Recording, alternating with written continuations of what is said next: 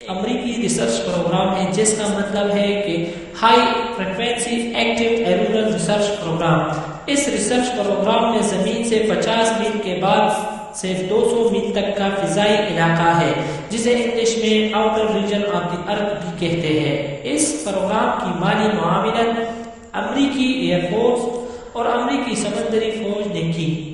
اس programme کا مقصد outer region کا اور اس میں فری الیکٹرانز کا مطالعہ اور تجزیہ کرنا تھا۔ یہ پروگرام الاسکا کی یونیورسٹی کے زیر نگرانی میں چل رہا ہے۔ اس پروگرام کو بہت حد تک تنقید کا نشانہ بنایا گیا۔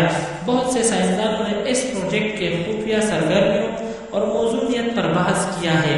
مثال کے طور پر روسالی برٹن نے 1996 میں خبردار کیا تھا کہ یہ ایک فوجی ہتھیار ہے۔